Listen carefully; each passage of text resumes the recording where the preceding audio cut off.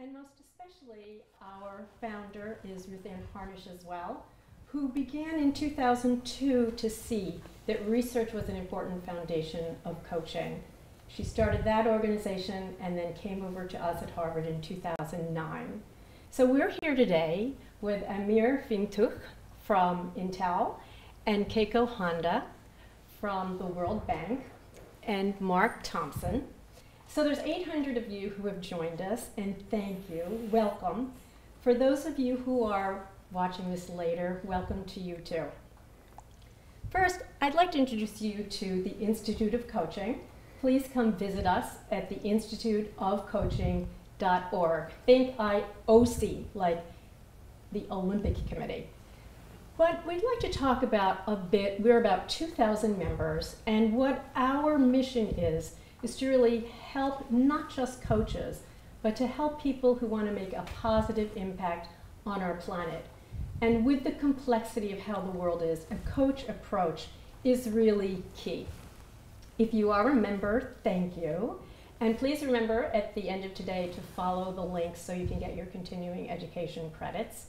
If you're not a member, please consider joining us. So here's a question to ask yourself and your clients. If you knew 20% of what a professional coach knows, could you do your job 5 times better? Could you have 5 times the impact? So we want to help you with that.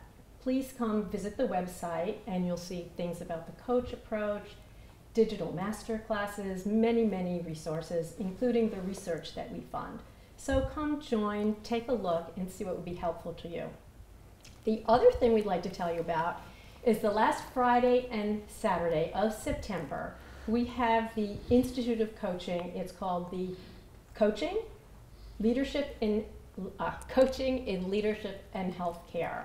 And one of our guests will be Mark. He will be there with 4 to 6 more CEOs. We always have a performance. Ben Zander will be with us. So please come join. And then finally, we'd also like to, we will open this up today, which is our Institute of Coaching Leadership Forum. This is only 50 people, and we'll spend 2 days with around 6 CEOs, have the opportunity to coach them, and the vice president of a particular country in Latin America may be with us. So you will be getting a preview. Now, I would like to embarrass Mark. He is an amazing human. He has written a number of best-selling books, admired, Success Built to Last, based on his experience and extensive research. There, he's also a visiting scholar at Stanford. And he has coached and is working with basically household names. The CEO and co-founder of Lyft, Pinterest, the WorldBank CEO Jim Kim, a list of greats, Branson, Jobs, Schwab, and not just little times with them, a lot. And he is also the world's first, get this, Chief Customer Experience Officer, which is now the big thing everybody's looking at. He also takes this knowledge, has become a venture capitalist, and last but not least, he has also produced Broadway musicals, and he is a fabulous singer, as is Keiko, by the way. Yes, right. So we hope to be doing that today, for sure. Thank you so much for having us together here, Carolyn. I just have to give a shout out at the very beginning about the amazing work that you've done. Carol is a research scientist, a scholar, an entrepreneur who's educated and helped people think about executive coaching in an entirely new way. The Institute of Coaching really is the foremost organization that's creating evidence-based research, and forums and summits like this one, this incredible benefit to members, is really, I think, transforming the way we think about executive coaching. You've really inspired me. My heart is deeply touched every time she reaches out. We all always say yes to Carol. She clearly is really leading the way as one of the thought leaders of our time, I think, in executive coaching. So thank you for that. It's much appreciated. And I have the privilege of being here with 2 people who are my favorites among organizational leaders today, really 2 who are innovating in their fields and crafts, who really transform the way people think about the world in terms of development and in terms of technology. Keiko, you've been a thought leader for a long time, helping organizations and countries think about really what is the most difficult at the World Bank to deal with at MIGA. You're really helping manage political risk and making sure that there's capital there available to the people who are the poorest in war-torn nations and parts of the earth where it's unimaginable the kind of stress those people are under and how you're bringing those resources to bear. So you do that with incredible elegance, grace, and intelligence. She comes from McKinsey, 24 years there, really the first woman partner, including Japan. A crucible or two, I'm sure, in that story as well in terms of your growth. She is a Fulbright Scholar at Wharton. And among the many innovations that you see happening at the World Bank, one of those is that she's developed an award that recognizes chief executives who are female, who are leading organizations with a whole new level of community and collaboration. And I'm hoping that we'll be able to talk about that today. Amir is a dear friend and a technology thought leader who has been looking at Moore's Law and really transforming the way we think about technology today to make it more service-oriented, more human-centered. And he was head of engineering at the Platform Engineering Group for Intel, the world's largest semiconductor company. So there's very likely a device in your life, perhaps maybe we should say it the other way. There's very few devices that wouldn't be influenced by the brain that's inside. Amir is in those devices and influencing us. And just recently, congratulations, he has been asked to lead the international arm of the Intel Capital Group, which is a $12 billion venture arm, which is incubating new technologies.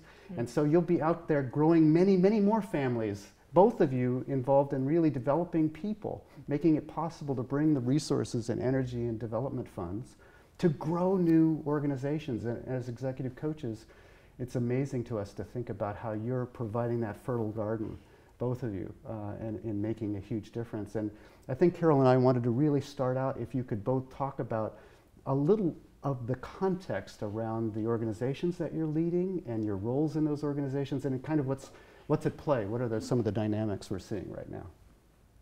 Okay. Keiko, maybe you could tell us a little bit about your journey there. Well, thank you, Marcus. Thank you, Carol, for a very nice introduction. It's wonderful to be here today. As you introduced, I'm Keiko Honda. I am currently leading one of the agencies of World Bank Group called MIGA. It's Multilateral Investment Guarantee Agency. What we do is we support private investors to investing in developing countries. Of course, there is a business risk. In addition, there is a political risks. Sorry, this is a little bit of too nitty-gritty, but I think I appreciate to hear from you. We're essentially covering the risk of you cannot convert the currency into the hard currency, or you cannot really transfer the money out. Warrant civil disturbance, also possible expropriation, as well as potential breach of contract by the governments. Those are the risks we're covering, but I think foreign direct investment is now bigger than an ODA. ODA, those aids from the country, was bigger than FDI until like 1994. But last year, 2016, foreign direct investment is 7 times of the aid. So now it's getting like a very big source of progressing developing countries. A 700% increase. Yes. Wow. Right. Incredible. Congratulations. Thank you very much. But we made some progress, but we have a lot more to do. Wow, that's and Amir, you've also seen an enormous amount of change, and you're in a place as Keiko is to have a huge influence on that. Absolutely, and first let me say thank you for having us here, Carol and Mark. This is a great opportunity, meeting new friends, Keiko, and to all of you that are watching us now, thank you for spending time with us. For myself, I'm basically very fortunate to be in such a humbling journey. Up until recently, apparently like a week ago, I was running the largest engineering organization on the planet. Basically, I was heading the platform engineering group at Intel that spans from IP to products, SoCs, that spans through the entire segments of the market, whether it's computing devices, data centers, connectivity, wireless, modems, you name it. So this is kind of an exciting role to help humanity. Basically, our vision at Intel, we want to make sure, as we celebrate 50 years in existence in a couple of weeks, that our vision in a few years or maybe 10 years from now, that the world is going to run on Intel. So being part of that journey is, as I mentioned earlier, very humbling. That's wonderful. So we would love to unpack your leadership a little bit, where it came from, where you are now, where you're going. So I thought we would start out with, so Amir, we talked a bit that you were in the Navy. Yes. And maybe you could talk a little bit about what it was like to be in that tiny space for a very long time and how that's influenced your leadership. I'll say, you know, serving in the Navy, it's tough. And I think this toughness is actually helping in sort of way to really explore your inner self. Because typically, you know, as you being groomed and you look backwards and you ask yourself what can kind of shape up your personality and you look backwards, definitely serving several years in the Israeli Navy was something that was very dramatic. Primarily, the need to function under difficult stress conditions as a team, in difficult situations. You cannot make mistakes when you are in tough situations in foreign countries, deep in the water. There's no one to rescue you. I think the second element is basically the multi-capabilities to have multitasking. And you know, there's kind of a joke that we men, we are very good in one thing and at a time. And I think that kind of experience allows you to run multiple elements. When you apply that kind of capability through your professional life, and I've been working with engineering and business group in large companies and small companies, being able to examine and deploy your thoughts and working with the team across the domain is the challenge. And I think probably some of it was cultivated, hopefully, when I was back in the Navy. How do you really respond or get the group to work together to respond as a team when you're under attack or you're under the stress of even if it were a drill, I think you'd feel very exposed. Right. So first, there are a lot of preparations. If you think about it in business, right, you have to blend between intuition and guts and planning. But when there is a crisis, not always you are prepared for that. So typically, when I started a discussion and a meeting with someone that we work together, before delving into the details, that I say, stop. Let me share with you my values. And you know, we've shared, right, Mark, when we met. Let me share with you my values.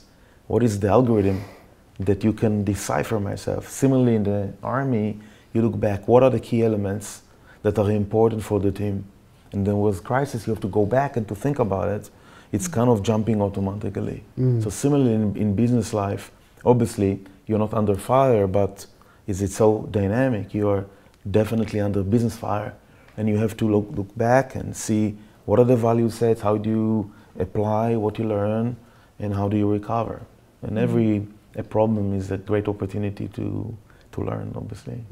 Yeah, it sounds like your values are the rudder in the water. And then no matter how tough the winds are, if you've got a really good, strong rudder, you can get through rather than suddenly inventing. So Keiko, you've also worked under stress. I believe Mark was telling me stories of you're working with gunfire outside. Would you like to share a bit about what helped you? Well, let me say it this way. I think of course we cover war and civil disturbance. Having said that, I don't really need to go into like a under the war zone. Having said that, yes,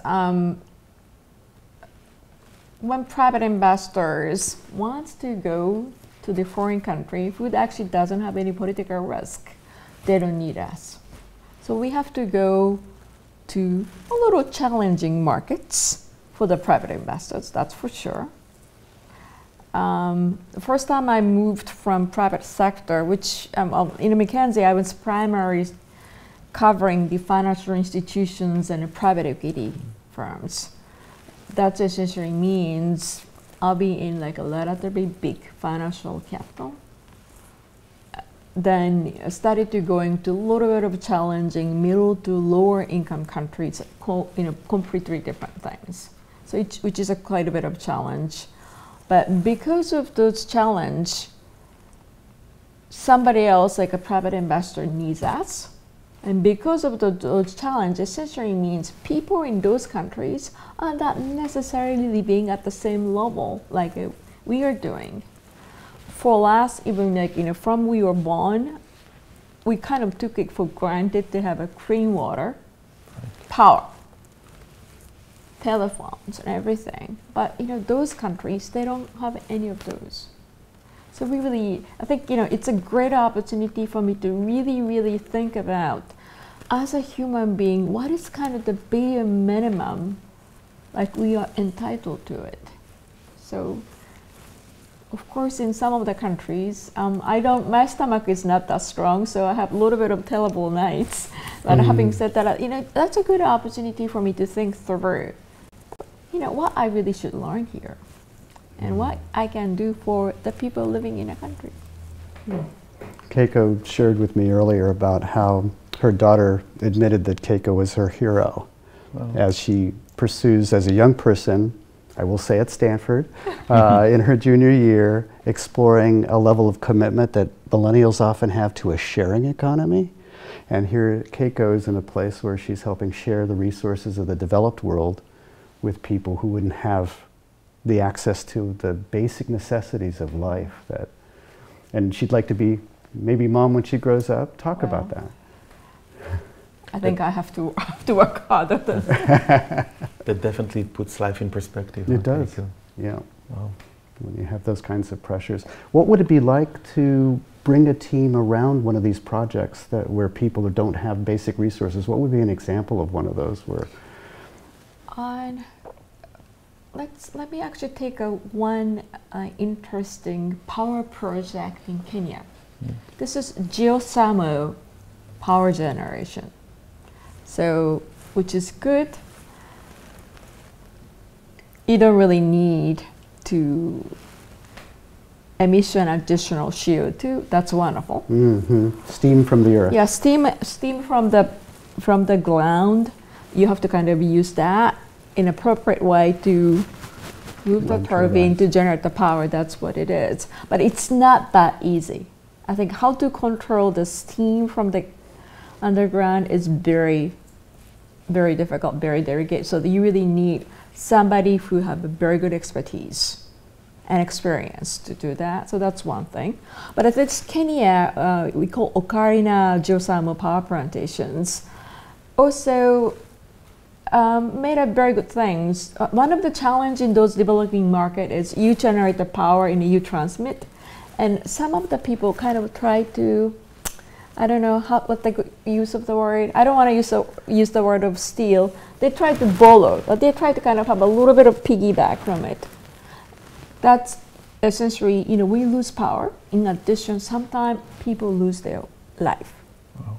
So we have to kind of, making sure it's not going to be happening. Therefore, most of the times, that private investor decided to share the power with the people nearby.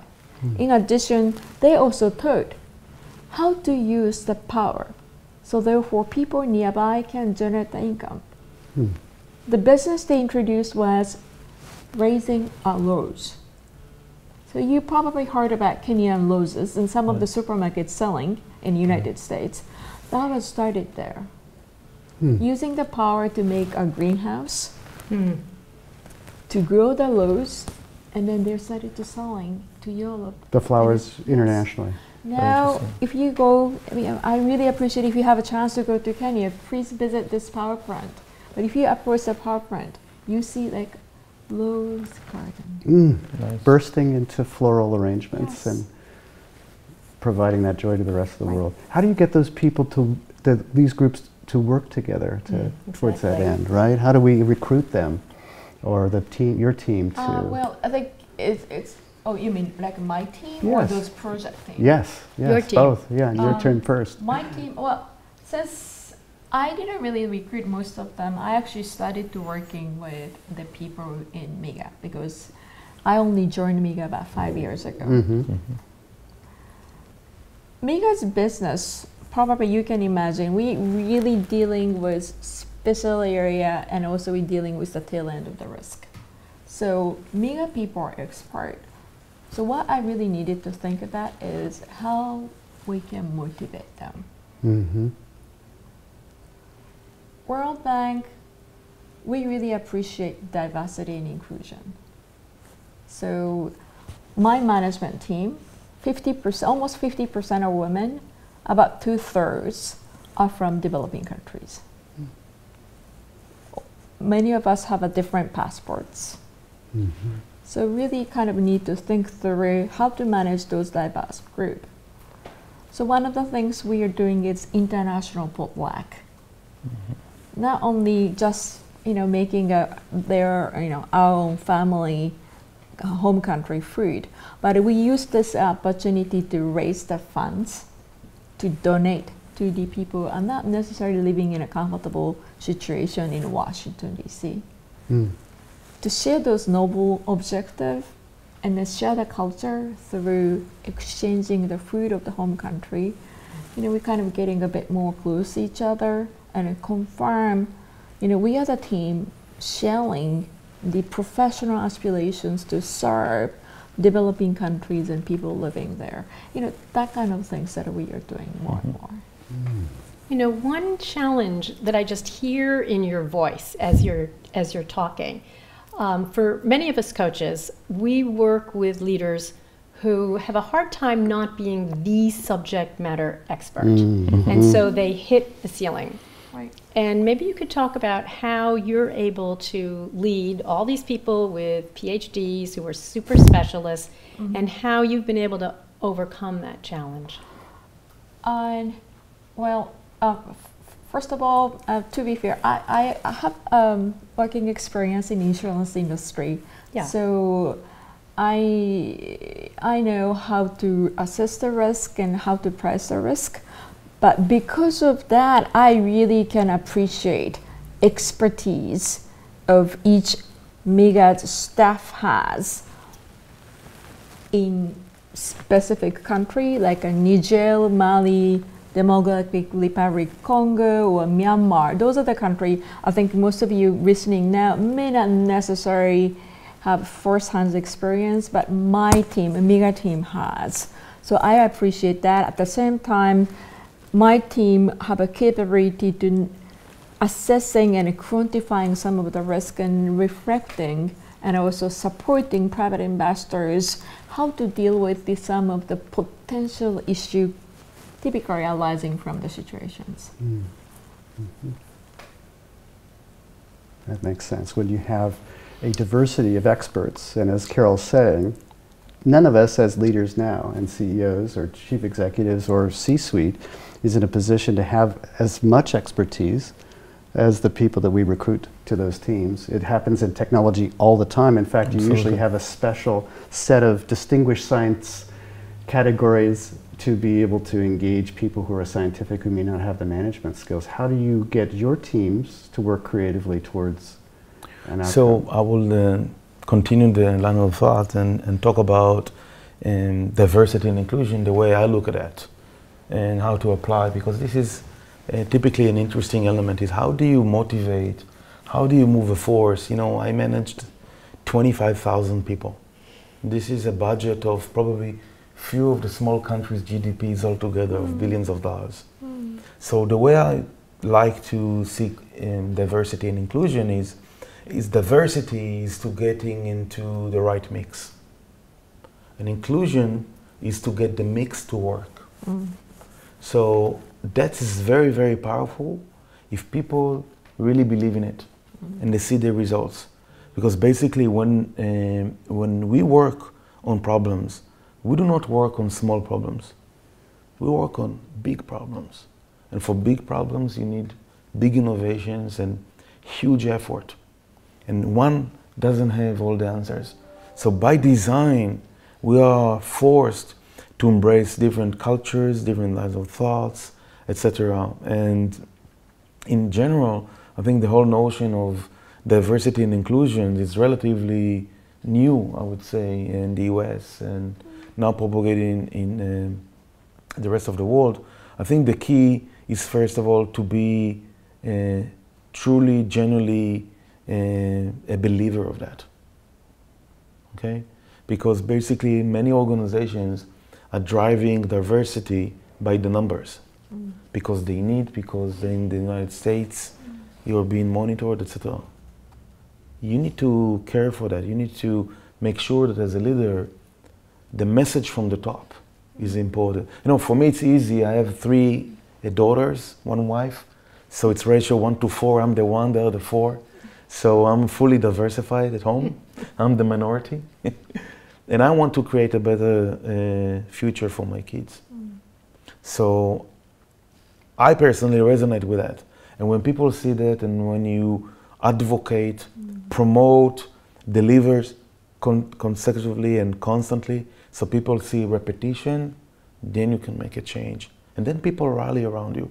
Then you see new ideas, new elements that are propagating, and you harness those into reality. It's difficult. Many people are biased. They are being, you know, people come from different cultures and different perspectives.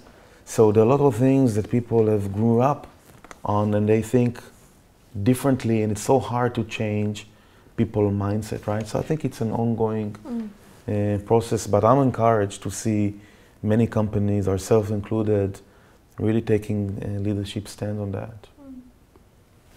What are the details? You said, I love the, you know, diversity and inclusion, and you said you've got to get the mix right. I'd love to hear from both of you about that. I mean, Keiko, your organization is incredible with how many women leaders there are, and yours, again, with just the incredible diversity. How do you both, in your different ways, make that mix work and really harness that energy?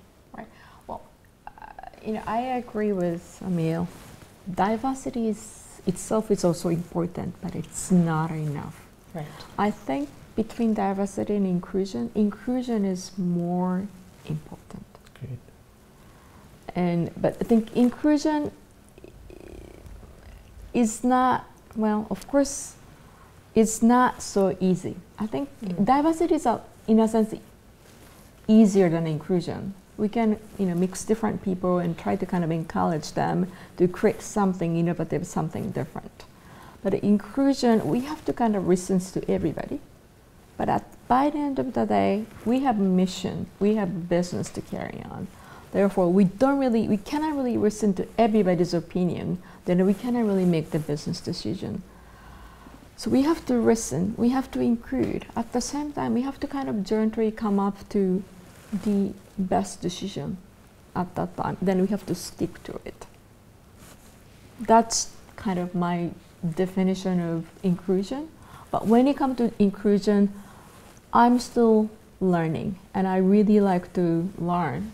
You know, as a matter of fact, I appreciate to hear from you, Carol and Mark, how you define inclusion. What is the best way to proceed? Well, I've certainly found with many of the small organizations that envy the large ones like yours, and they're trying to grow very quickly, they feel that they can't really scale the organization any faster than they can scale themselves individually. And so they're always engaged in learning, and all of them also need to double down on change. So being free of any sort of arrogance around the success that they've had so far, I find that that may be the most difficult thing that they identify, the ability to continue to change and realize that success isn't always the best teacher, that once they are achieving success, then they need to check in again with the people whose lives they're impacting and the community of employees that they have. Sure. It's so easy to become risk averse. Once having success, you tend to want to avoid taking risks to upset that apple cart, but we're all being forced to see change every day. And when I think about this idea of being inclusive, it means then that we need to include all of our stakeholders and include the user, and always remind ourselves that we're here for a reason, to serve students if we're on the faculty, to serve a customer or to have impact on a person's life. It's easy to lose the narrative when we're in the weeds, or if we're having internal struggles, not feeling empathy for the journey of the end user or the person who's being affected on the ground. I mean, in technology, I'm from Silicon Valley, as you are now spending a lot of your time. We often aren't very contentious and have a very high opinion of our view of the world and don't often check in often enough. How are you managing what Carol's talking about here in terms of that? You know, it's amazing because I think that I agree with Keiko. Diversity is not anarchy, right? So, Amen. right. So, and you have to make sure that as a leader, you listen, you encompass, you encourage. But at the end of the day, there is a mission that we have to deliver on, right? Specifically for companies or organizations that are highly watched, whether it's by Wall Street or other regulations or other institutions, you have to deliver to the mission and the strategy. But the way that I look into inclusion is basically the capability to allow a situation when people can feel secure and psychologically safe so they can speak their mind. Why it's so important? The importance of it is that quite often when we push the envelope in technology, etc., we're pushing people to the limit. So it's about risk management. Similarly to what you said, we're managing technology risk, we're managing market risks. And quite often, people are afraid to come and to be the minority report amid of success, large companies, and then you're missing the opportunity to enjoy from the intellectual integrity. And if you're not inclusive, likes, then people don't speak their mind. And then basically problems are being created and it's very hard to change.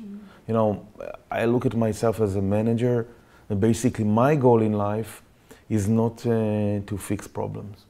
I want to prevent problems, right? And I can only prevent problems if people are going to talk about the odds of failure amid of the chances to win. Because when you run an organization, you always have to find a way to win, preferably differentiated, because that is a sustainable win. But if you win, look into the downsides, include people with different background, different opinions, so you can learn and make the chances to win larger than the chances to lose, unfortunately. And the cliche is that you are not supposed to shoot the messenger, but that's in fact exactly what's happening in real time in many cases. And so inclusion means to skip levels of observation. In other words, talking to that person who's on the front line, serving the end customer and not just looking to the hierarchy of information. Exactly. So building on that, one of the aspects of diversity and inclusion for me is also invisible diversity, where the way I think and process information is very different from the way you do. We can both hear the same thing and take away very different messages from it. So the whole idea of diversity isn't necessarily obvious. I really felt like what was really important in what you said was psychological safety, so that you're free of fear of failing. You can bring in those disruptive ideas. I'd like to hear, if you can think of one, a kind of specific example that you encountered and how you, in that moment, in a more micro-behavioral way, invited someone to feel psychologically more safe or able to fail, you know, or bring a new idea. Yeah. Can you think of one? So, you know, when you deal with technology or new things, innovation, it's very hard to have a cookbook for innovation. But it's very easy to stifle innovation, right? And with fear. And taking risk and creating the psychological safety net is critical. And primarily when you're looking into products that are extremely complex, from the complexity of the IP, the intellectual property that's built on the technologies. And you're talking, Mark, about killing the messenger. I remember once, that was a couple of years ago, we were dealing with a very complex project. And the leader, senior manager, called me. I remember that I was in Fiji, end of the year, December, and he called and said, I think we have a problem. What do you mean? We would have to push out the product by 6 months. Now, 6 months in technology, it's eternity. The first thing that you want to do is to, even remotely, is to kind of grasp that individual. Right? And basically, not a safe thing to do. Right, not a safe thing. Glad there was some distance there, for sure. And I think this is the testament of every leader. And a leader doesn't have to be the top of the line, right? In my case, I had 15 degrees of freedom. So you can think how vast was the organization, right? It's how do you play role model in every element. And to basically, you can curse quietly, but then immediately come back and say, okay, what are we doing about it? Like 2 weeks after, we did the first session of lesson learned, like the immediate ones. 2 weeks after, a third party came to inspect, to see what did we do wrong, how did we miss these indicators, and immediately we allowed the team to see that basically there is a learning cycle, right? And we didn't punish the messengers, which is very, very difficult. Sometimes people are looking into these behaviors and they judge, right?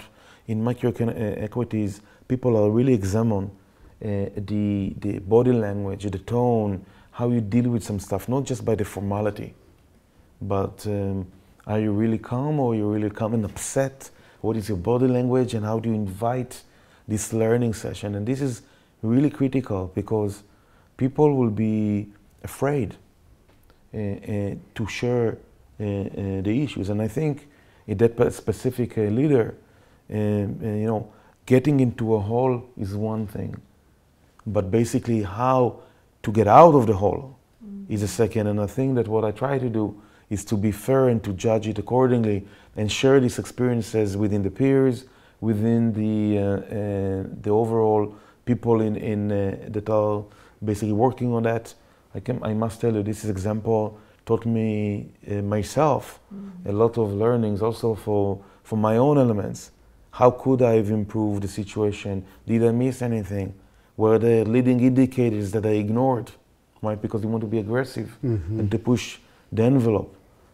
Did I have any opportunities to prevent that? So these kind of big crises are important. And I use that example because that example alone, basically the impact, if we weren't able to correct it, probably I would estimate it like $5 billion mistake.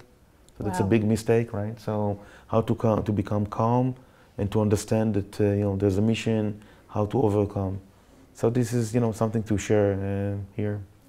Yeah, it's often about the blame game, and you were able to shift right to how could we solve the problem. Right. And I'm sure you've seen this too, Keiko, with how have you dealt with those same crucible? Well, I think the challenging market is full of challenges and full of we could have been better than this. But I think the point is not a finger pointing each other. The point is what kind of lessons learned that we have to draw from whatever happens, and how we can work differently together, or what kind of message that we have to convey to the potentially private investors or the host government. So therefore we can bring more private investment, private solutions to get the place better to live. So I think for me, the key word is lessons learned, rather than why this is the problem. Advertise your failures. Yeah. Yes. So what I hear is remarkable resilience, and staying calm under fire. And one of the sort of big areas in coaching that's developing is instilling mindfulness and self-regulation, and in particular, you know, the amygdala hijack, when all of a sudden you're ready to like either fight or flight. well, I was thinking of throttling. But Right.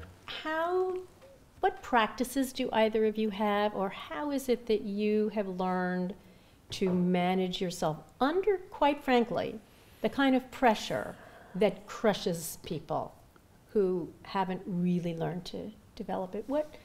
How did you get this way? Can I just share my background? Please. My mother, by some reason, she really likes classic music.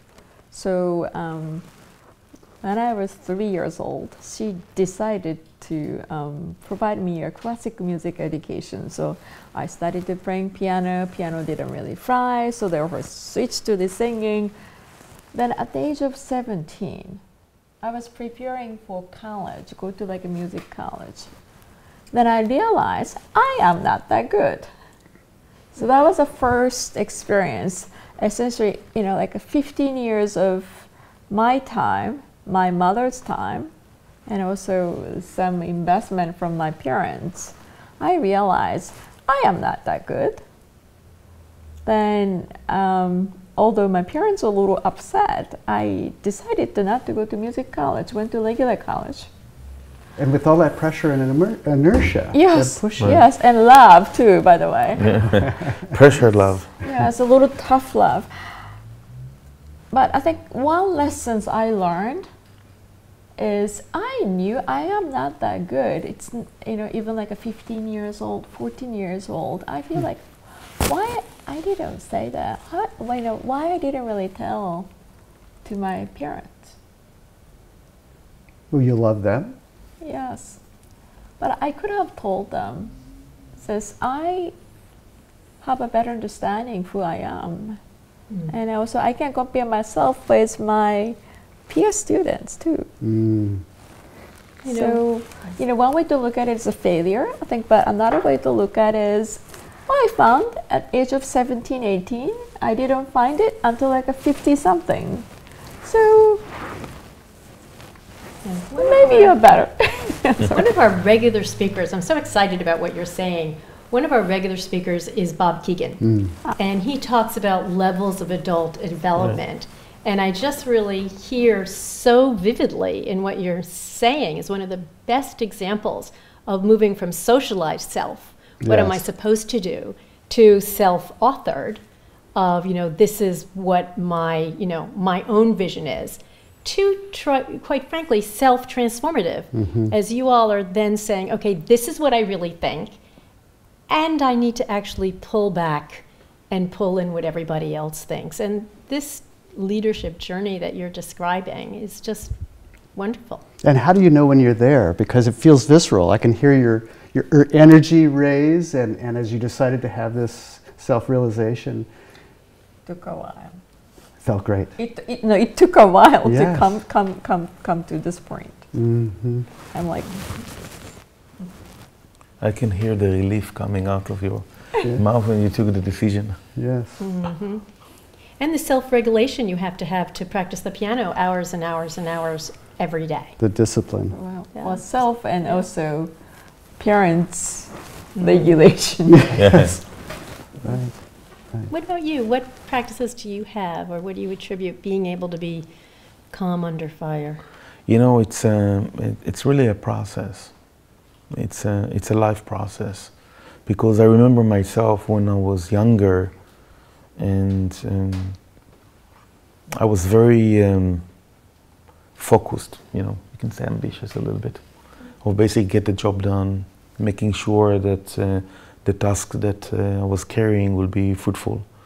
So you learn over the years, and this is kind of the interesting riddle of life. You know, we can think about it, and we can talk about it now, how to self-regulate. And the real question is, can you accelerate your self-regulation when you're younger? Because now when you look backwards, you could actually kind of looking into the breadcrumbs.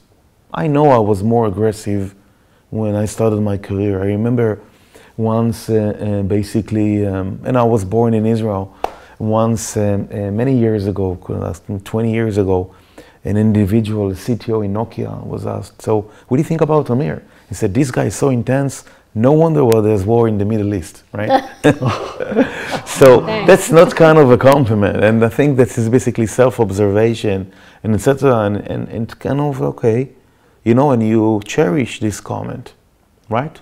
Humor aside, you understand, maybe you need to calibrate down. And as you are looking into your life journey and working on extremely difficult crises, you're getting used to the fact that life is one big crisis. So basically, you wake up every morning, you know there's going to be a crisis, you just don't know whether it's big or small or medium, and just you relax and you let go. Now, surrendering is the most difficult thing, because when you work under pressure, you don't work well. And the team sees you under pressure, they're getting even more pressured because you are pressured. So making sure that you're enlisting a composure, but genuine composure, is really, really important. Time out. Mm-hmm. What has happened? What do we need to do? You're making sure that you divide the teams and get yourself energy from the people, and this is important. So just in summary, I think that it's something that you can learn, how to work under pressure.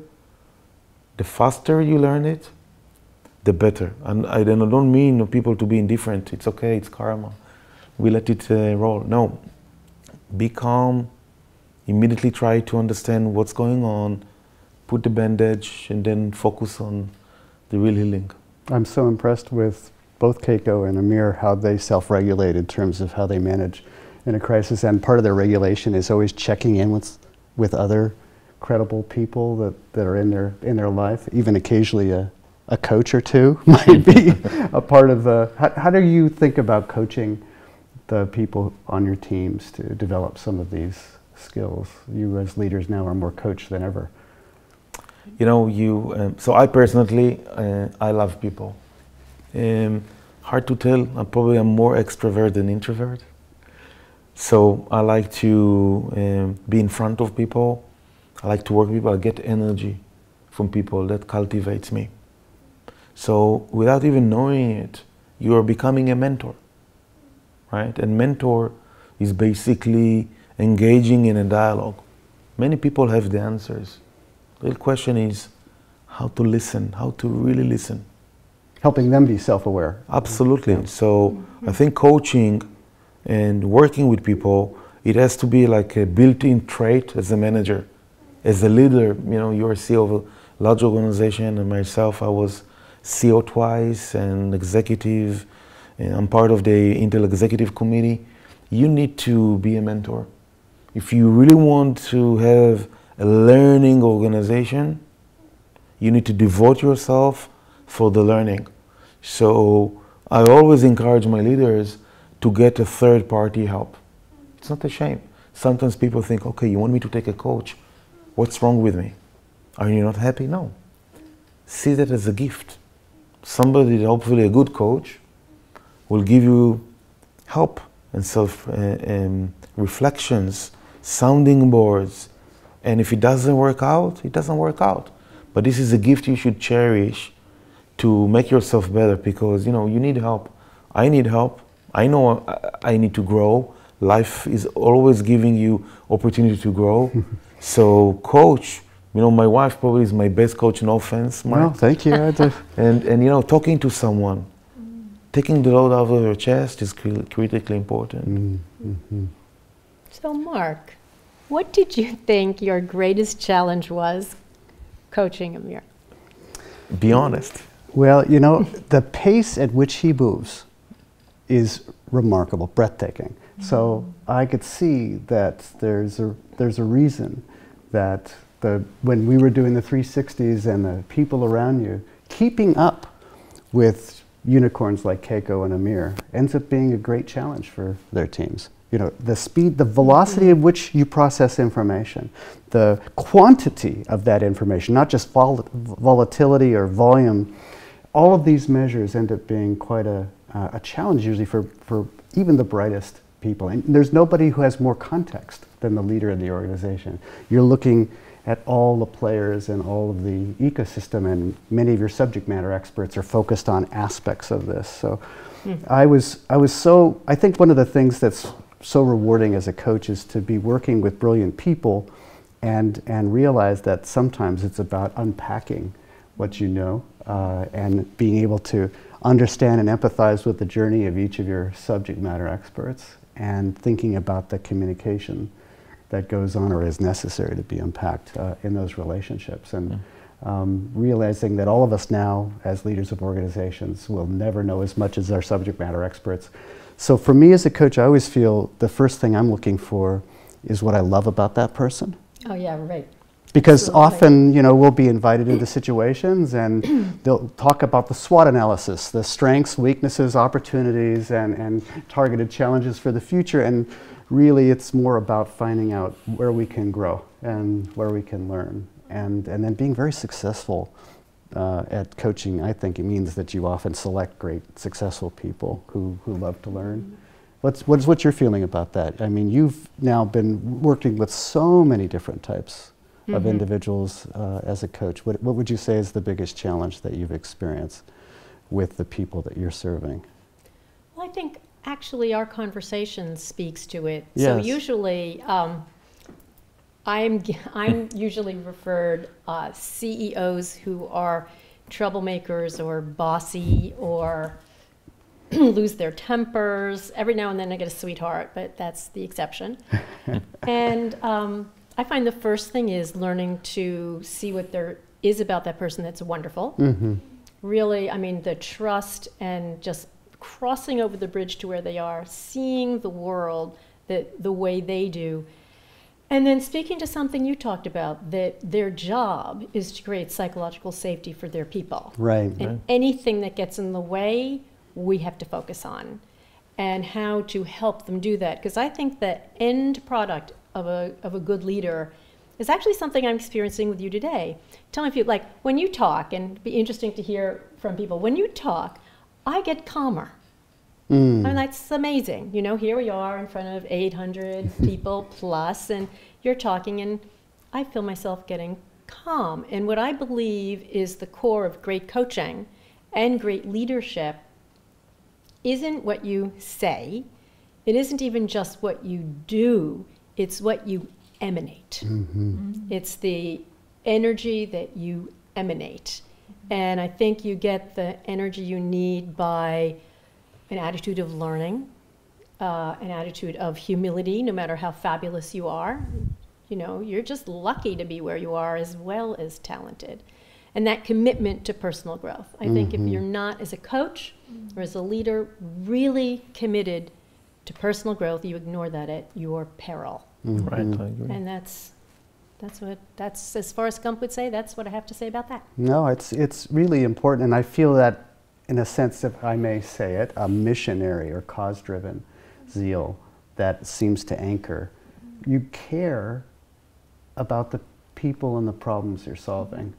And I think that's what you're describing. That's visceral.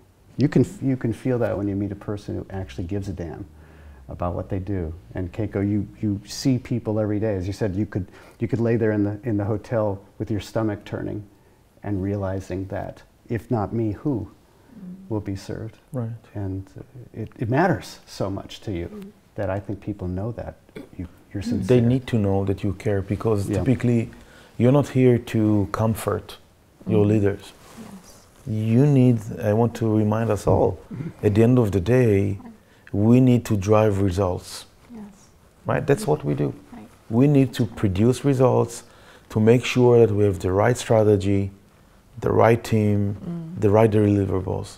But if they know that you care, they will allow themselves to also observe. You know, I think that through the past several years, we had to turn around our company. If you look into that, we want to believe that we are on the path of one of the most remarkable turnarounds of corporate America's organization.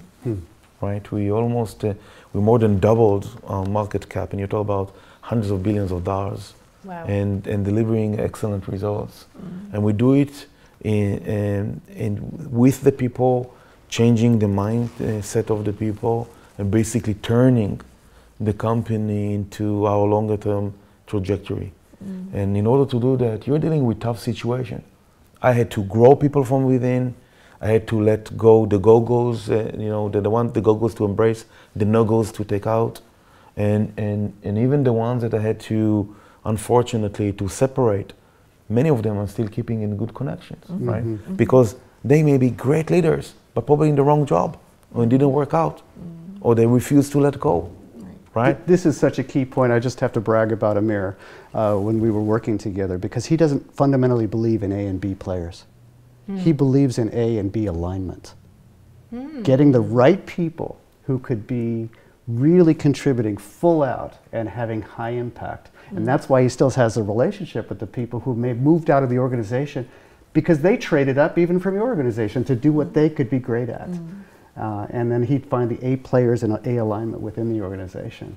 I just had to brag about you, because I saw that shift, and that's been part of the how you've been turning it around. But it's tough, because many people, when you put a mirror in front of them, it's extremely tough. I don't like to see myself in the mirror every morning. I'm sure that people, when you put a mirror in front, it's painful. But if they know that you care, that your intent is to make it, for better or for worse, right? For then results. And sometimes it's difficult. I'm working now on one assignment, and I'm talking to the leaders there, and I say, you have the red pill and the blue pill. I can either do the assignment without you, or I'll do it with you, and buckle up. It's going to be bumpy. You may not like the end results, but we're going to do it together. And as long as people really understand that you are authentic and you're genuine and you really care for them, and if it doesn't come into a good ending for them, you'll find a way how to do it together and respectfully. You hope that people will actually carry forward. Mark, actually, I have a slightly different challenge in the arena. Okay, well, MIGA is the youngest and smallest agency among the 3 WorldBank group, WorldBank, IFC, and MIGA. When I joined, MIGA staff told me they did not have much opportunity to move to IFC and WorldBank. I thought this is the problem. And I wanted to grow the agency. At the same time, I wanted to grow with my team. So what I really did was, whenever the opportunity pops up in IFC and WorldBank, I supported them to apply for the job. As a matter of fact, a lot of them got the job in IFC as well as WorldBank. In short term, it's a big loss. You were making a sacrifice. Yeah, it's a big loss for us. For their sake, for their careers. Yes, I also have aspirations to achieve the aspirations. You needed the best people. Yes, you wanted to hang on to them. Absolutely. But think about it. I think I grew up in one organization, so a lot of the lengthy time, where they have a philosophy to support everybody's career. In long term, that's the best way for us, for them. That's why I persuaded my senior management team doing it. Guess what happened? People, like, junior, used to be in a junior positions as well as younger people, started taking over a lot of the role, and then they started to growing a lot faster. Interesting, yeah. And at the same time, the former staff of the MIGA moved to IFC and WorldBank. They help us. So they you ended up Yes. making a sacrifice, and then Right. they became allies in Right. these other organizations, Right. breaking Of course, across the yes, silos. Of course, it's not every single people, Yep. but a lot of them they do. Ambassadors. Because they know, yes. Ambassadors to the other Right. divisions. That's brilliant. So that was kind of my challenge. Quite a bit of discussion happened in our organizations about a couple of years ago. How much trust it builds when you are willing to do that and role model that, because she lives in a fishbowl at the World Bank. It's so obvious to everyone that you're making those choices, that you're giving up some of your, quote, A players. They worked great here. Right. They could go to these other roles and then break through the bureaucracy that's natural in huge organizations. But think that, so information, of course, wise, Therefore, other organizations, therefore, started to recruiting more people from us. Therefore, it's easier for us to recruit young, talented people.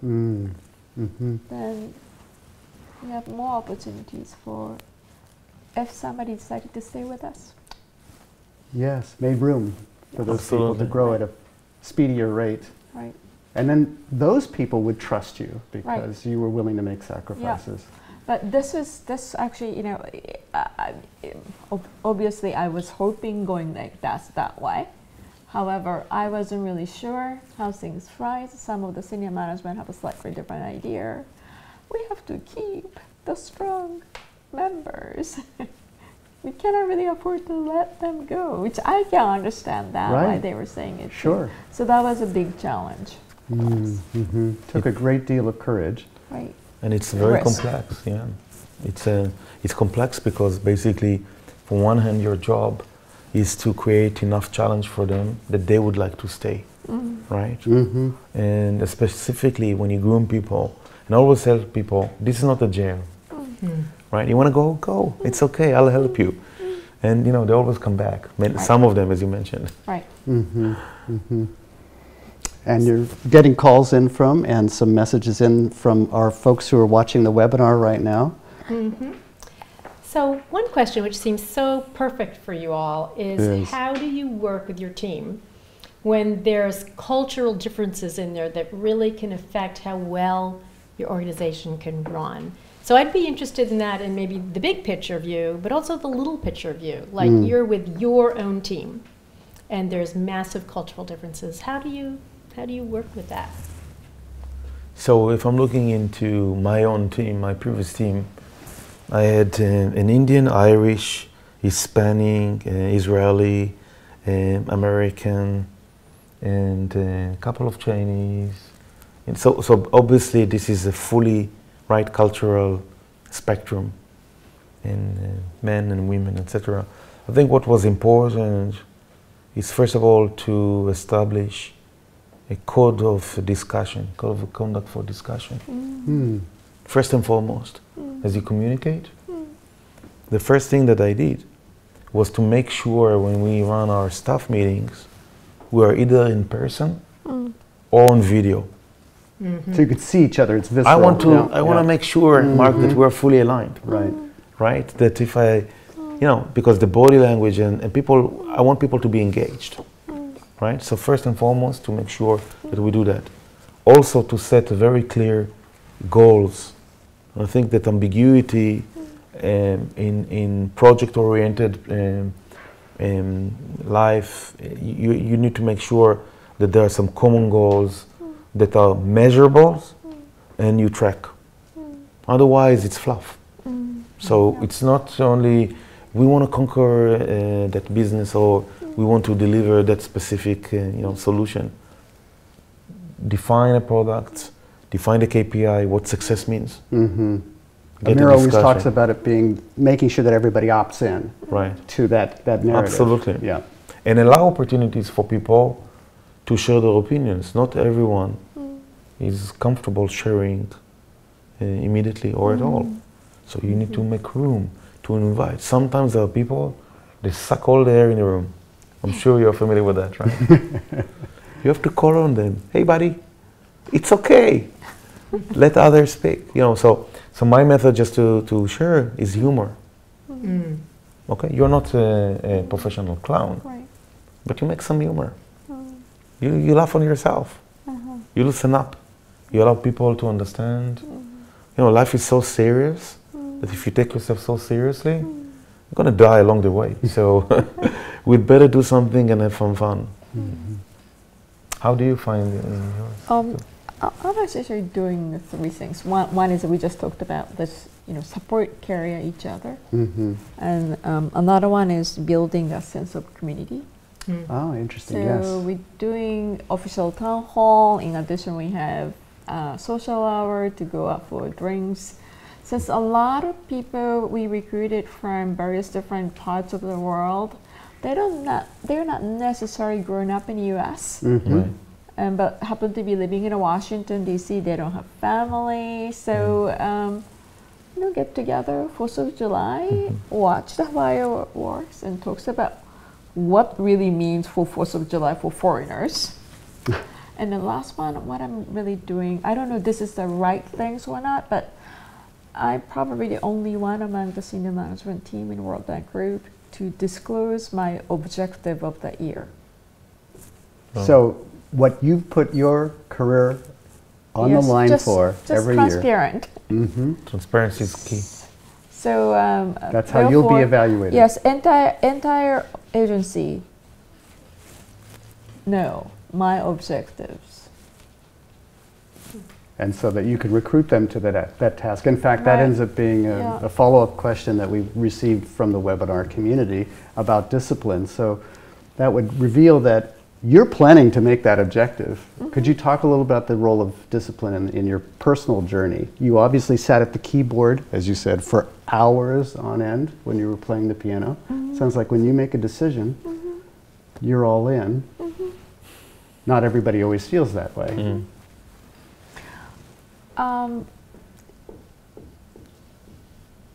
Of course I have aspiration. Of course I like to do well.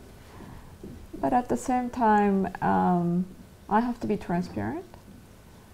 And best way to do is just write things up, 1 page, probably less than 1 page, just show it to them. So therefore, there is no misunderstanding what I aspire to do to them. Some people think it's risky. Some people think like a career suicide. But by the end of the day, all of them are very kind, try to help me. I love the vulnerability, and I think people end up often managing by mystery. That you don't want to manage a secret. I hear a narrative consistently around here. One of the parts of discipline that comes through with people who achieve as you have is that discipline comes from clarity and transparency and saying, okay, I'm exposed, I may have this wrong, and I need to recruit everybody around me to get there. You're always emphasizing, trying to squeeze out that inevitable ambiguity that comes from all the different objectives thrown at people. And now we know where Keiko stands. And at a minimum, this is what she has to do this year, and we need to, if we want to be with her and work with her and be supported by her, this is who she is this year. But this is tough, very hard. To allow yourself to open up, to demonstrate weakness. We have to acknowledge that maybe we have reached into a stage in our life that we can allow ourselves to do that. Yes. Because basically, I personally think if you are the strongest, you can allow yourself to be the most vulnerable in the room. Yeah, I agree. You have nothing to lose. Yes. But you have to acknowledge others still hold on, because they know that their vulnerability may be shading a negative light on them. Right. Yeah, that's why I think I completely agree. That's why I'm not exactly sure this is the good formula for everybody. Right. But being disciplined has lots of things, and I think the number one element is about the reward and the penalty system. Accountability for Absolutely. the individual and for you. People say, hey, I'm responsible. I say, thank you so much. You are responsible, but you're also accountable for your responsibility. And accountability, responsibility is cheap, because people say, I'm responsible, and then they move on. So being accountable to something is really, really important. So that discipline to attach people to objectives and basically making sure that the objective is extremely clear and they know what they're going to do is critical. So one thing that I can offer to the ones on the webinar that are watching us, I typically spend a lot of time about the problems that I want to solve. Defining the problem statement. What is the problem that we are aspiring to solve? Right. What it is, what it is not. Right. Allowing discussion and making sure that we get into digits of it. Right. Because basically, once the team has identified the problem, Yeah. we have multiple solutions that you can Yeah. apply. Yeah. But if you and the team don't know Right. what's the problem you want to solve, Yeah. how do you know what kind of a problem you want Yes, to solve? I think, Amir, that's very, very good point. I completely agree with you. I think defining issue is most important. Right. Sometimes when they talk about clarity, people assume we're talking about the solution. No, we're not. We're Exactly. talking about... And they really confuse going- solutions with a problem Yeah, statement. yes. Right. Right. You have to say, stop. We'll talk about solutions later. Is that the right Are problem? we doing the right thing? Yeah. Are we doing the right thing? You know, are we, and sometimes it's very good to do a table, what it is, what it is not. People immediately wants to run into the solution space. Yeah, absolutely. And solutions may not necessarily be the only one right solutions. Possibly a couple of good solutions. The greatest research being done around design thinking right now says we shouldn't be focused on the solution at all at first. It's more about understanding what the context is of the problem and how we can unpack that. So, Right. because we don't, there's no such thing as one solution. There's only great choices, Right. and you're making the choices that make the most sense. I just love hearing you guys speak. I wish you were coming back in September. We'll get them back at some point, yeah, over and over again. All right. So one last question. Someone has asked, I think this was inspired by your go, no-go. How do you decide you're going to keep someone or not? So what do you do when someone who's really critical to the company seems to have their mind elsewhere? And then how do you decide that you're going to let them go or kind of combine elements of what they want or need so that they can stay? How do you, Well, can this think is- of an example? Or Yeah, I can what do give you an do? example. I can share with the following. First of all, you need great talent. And keeping great talent in the company, Harder than ever. but it's important. But never compromise. Never compromise. If someone is an amazing talent and violates some of these elements, don't compromise. So I was a young CEO. That was in 1999. I didn't know much, but I was thrown into managing a company. And my VP of sales, and I just relocated to the US. And my VP of sales was a big name, high flyer, great success, and he drove the revenues for the company. And I found out that he was actually taking money from the kitty, you know. Wow. Okay, small things, $5, $10. And I told myself, you know, out of a blind eye, small money, I need him. I'm a young CEO, just moved to the US. What if I let him go? Right? And that's justified a lot of behaviors And that then- we wish we didn't have. Half a year later, I found out he actually put his home lease on the company's expense. Then I had to fire him and to go back to the board, not only to be humiliated by that, also to explain that I see some of the indicators of a year ago and I didn't take action. That's a life lesson. Wow. So I learned never to be dependent on anyone. We will prevail. Maybe it will not be as good, but we will prevail. And when people see that basically you do not compromise on the values, that gives strength to the organization.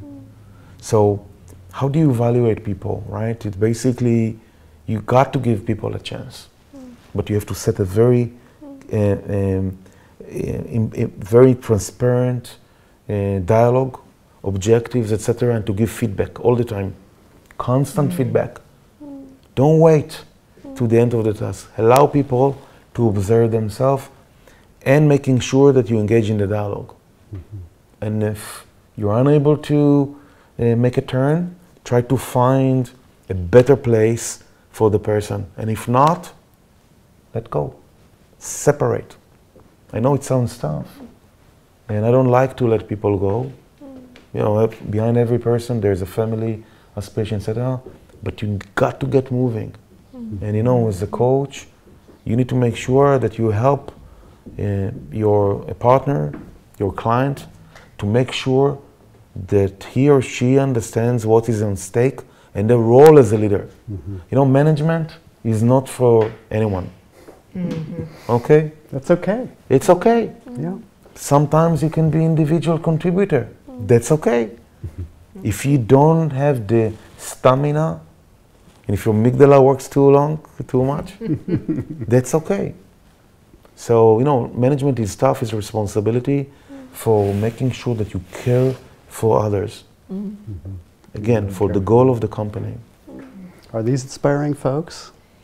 Thank you so much. We really, really appreciate your wisdom, getting to experience you, as you said, live and in person rather than just on the phone. Our first video streamed event. Oh, wow. Thank you so much. It's been a pleasure and an honor to have the two of you and you, Mark. Hopefully we'll have more of these. Thank you. We've got two We more look forward to planned. many of them. So thank you from the Thank bottom you. of our hearts. Such a privilege to work with you both. Thank you, guys, and thanks for the ones who are watching us. Yeah, thank you very much. I learned a lot. Thank you so much for Thank you. Okay. Bye, everybody. Thank you for joining us. See you next time.